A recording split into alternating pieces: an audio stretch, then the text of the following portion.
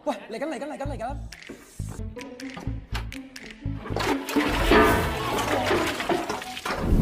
Oke, pada video kali ini aku akan menceritakan alur cerita dari film The Big Brother yang dirilis tahun 2018. Sehingga cerita film ini itu akan berfokus kepada seorang guru baru yang akan mengajar di salah satu sekolah, di mana sekolah tersebut itu sedang mengalami masa-masa sulit karena permasalahan finansial dan kenakalan murid-muridnya. Ternyata guru tersebut adalah mantan tentara yang sengaja beralih profesi sebagai guru. Jadi apakah kedatangan guru tersebut bisa mengatasi permasalahan-permasalahan di sekolah itu? Mari kita simak video ini sampai habis. Di awal film akan memperlihatkan seorang bernama Hendrisen atau sebut saja Adam. Dia sedang melamar pekerjaan sebagai guru di salah satu sekolah SMA bernama Tachi. Awalnya kepala sekolah tersebut menolak Adam sebagai guru di sana karena kurangnya pengalaman dalam bidang pendidikan. Namun tiba-tiba Adam memberikan secari kertas yang entah isinya apa. Melihat isi surat tersebut, kemudian Pak Kepala Sekolah merubah pikirannya dan menerima Adam sebagai guru di sana.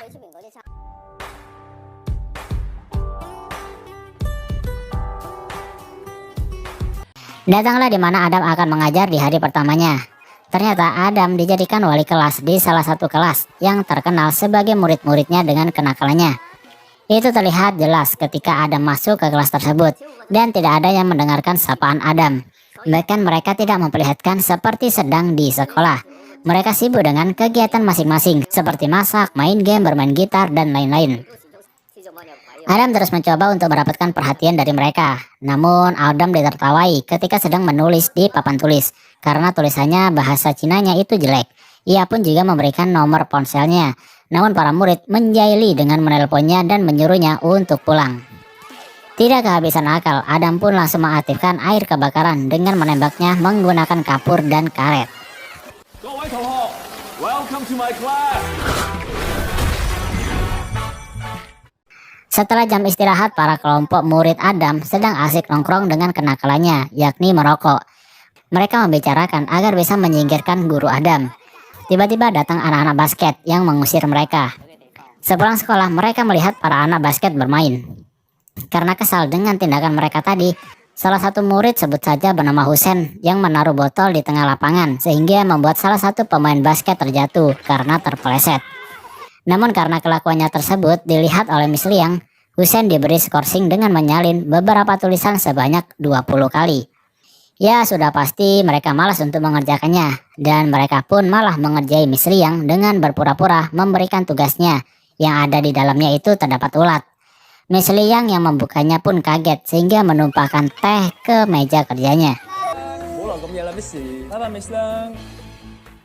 Esoknya Departemen Pendidikan datang ke sekolah Tachi. Mereka melihat-lihat keadaan dan kondisi sekolah tersebut.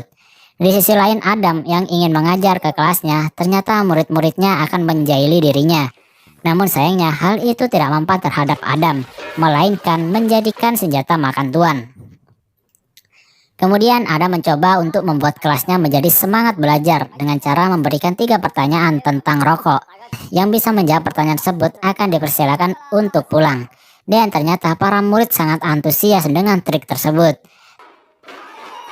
Namun sayangnya karena terlalu bersemangat, kondisi kelasnya yang sedikit agak rame dilihat oleh Departemen Pendidikan.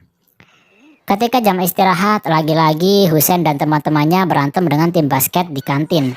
Sehingga dari kejadian itu membuat Husen dan keempat temannya dikeluarkan dari sekolah itu. Jelas saja itu membuat geng dari Husen kesal karena hanya mereka berlima yang dikeluarkan dari sekolah, sedangkan tim basket tidak ada skorsing. Mengetahui hal itu, Adam memohon kepada kepala sekolah untuk memberikan pengurangan hukuman. Adam kemudian memberikan formulir yang harus diisi oleh mereka berlima jika masih ingin ada di sekolah itu. Keempat temannya mengambil formulir tersebut, namun sayangnya Husen tak menghiraukannya dan pergi begitu saja. Dari sinilah Adam mencoba mencari tentang kehidupan dan latar belakang mereka berlima. Yang pertama, Siang Zuva, panggil saja Juva. Juva berasal dari Pakistan. Ia lahir di Hong Kong dan dibesarkan di Hong Kong. Ia mempunyai hobi menyanyi sejak kecil, namun sering ditertawakan oleh teman-temannya karena suaranya jelek dan kulitnya hitam. Selanjutnya Wang Dinan, panggil saja Dinan. Ia adalah cewek yang tomboy semenjak kecil, dikarenakan ayahnya yang lebih suka mempunyai anak laki-laki daripada anak perempuan. Dari situlah ia merubah penampilannya menjadi anak laki-laki. Tetapi sayangnya ayahnya tetap saja tidak menyayanginya, bahkan lebih sayang kepada adik laki-lakinya. Dinan bercita-cita menjadi seorang pembalap. Selanjutnya anak kembar bernama Guan Xiang dan Guan Qisheng. Panggil saja mereka Shinchan dan Shichen. Mereka semenjak kecil hidup dari keluarga yang kurang sehat. Ibunya pergi memilih orang yang lebih kaya daripada bapaknya, sedangkan bapaknya tiap hari hanya bisa mabuk-mabukan tanpa memperhatikan mereka berdua. Kondisi sekolah Taci sudah berada di ujung tanduk karena kualitasnya yang semakin tahun semakin menurun. Nilai murid-muridnya yang buruk saat ujian yang menyebabkan kualitas dari sekolah itu juga dikatakan buruk oleh Departemen Pendidikan. Xin berpindah ke Husen yang sudah tidak lagi bersekolah dan melanjutkan kerjanya sebagai pelayan di malam hari di sebuah restoran. Tiba-tiba ia mendengar obrolan dari para pejabat-pejabat yang akan menggusur sekolah Taci yang akan ditutup oleh Departemen Pendidikan akhir tahun ini. Mereka mengambil kesempatan itu untuk membangun bisnis di sana. Dan ketika mereka sedang asik-asiknya menonton balap kuda, Husen tergiur dengan korek api emas Paijo. Sehingga Husen mencuri korek api tersebut. Namun sayangnya Paijo mengetahui tindakan Husen tersebut dan menyuruh anak buahnya untuk memukuli Husen. Paijo yang melihat identitas Husen kemudian menawari suatu pekerjaan di mana Husen harus datang ke tempatnya Paijo. Xin berpindah ke Adam yang sedang mencari Jufa. Jufa sendiri sedang dikejar-kejar oleh preman-preman di sana, dikarenakan telah mencuri tiket konser. Dan ternyata Jufa mencuri tiket konser ayahnya sendiri. Adam yang mengetahui hal itu langsung melerai mereka berdua. Kemudian Jufa diajak ke tempat di pinggir danau. Adam memberikan sedikit motivasi kepadanya tentang bernyanyi.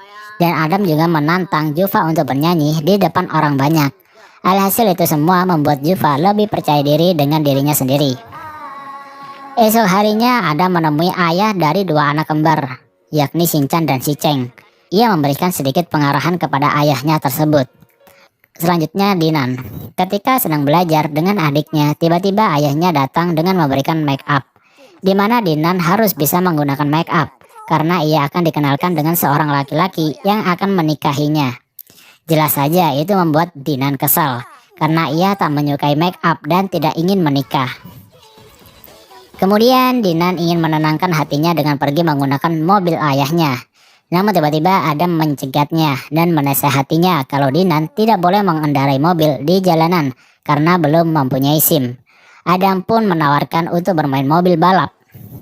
Setibanya di sana ternyata Dinan akan balapan dengan ayahnya sendiri.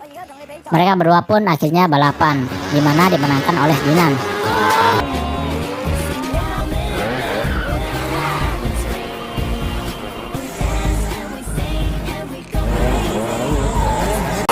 Tetapi ayahnya yang tidak terima mengejek kalau Dinan tidak akan bisa mengendarai di jalan raya.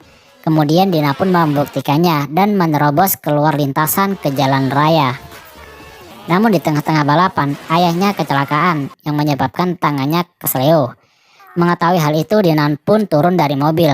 Tiba-tiba ada sebuah truk melaju yang akan menabrak Dinan. Tapi untungnya Dinan berhasil menghindar. Ayah Dinan mengira bahwa Dinan sudah tertabrak dan terkelindas oleh truk tersebut. Sehingga membuatnya menangis dan mengutarakan semua isi hatinya bahwa sebenarnya ayahnya sayang kepada Dinan. Dinan yang mendengar hal itu pun juga tersentuh hatinya, dan akhirnya mereka berdua pun menjadi akrab. Di sisi lain ternyata Adam mengirimkan beberapa muridnya tak terkecuali Shinchan dan Shichen ke pusat rehabilitasi untuk proses pembelajaran dengan seseorang di sana. Dan betapa kagetnya ternyata orang tersebut adalah ayahnya dari si kembar tersebut. Mereka sengaja dipertemukan oleh ayahnya di tempat tersebut untuk saling mengutarakan isi hatinya masing-masing. Dari pertemuan itu, akhirnya keluarga mereka sekarang menjadi mengerti satu sama lain. Berpindah ke Husen. Husen ternyata mendatangi tempat Paijo untuk menerima tawaran kerjaan yang akan diberikan oleh Paijo kemarin. Paijo pun menjelaskan bahwa besok akan ada pertandingan MMA anak buahnya. Ia pun tak ingin mengalami kekalahan, sehingga menyuruh Husen untuk memberikan obat kepada lawannya di hari pertandingan nanti. Awalnya Husen ragu, tapi dengan terpaksa ia melakukannya. Selanjutnya Adam melakukan pendekatan dengan keluarga Husen. Ternyata Husen hanya tinggal dengan neneknya saja di tempat kontrakan yang kecil. Husen di mata neneknya adalah anak yang baik, karena Husen selalu menceritakan kehidupannya kepada nenek bahwa dia adalah anak yang baik. Bahkan neneknya juga tidak tahu bahwa Husein telah kabur dari sekolah.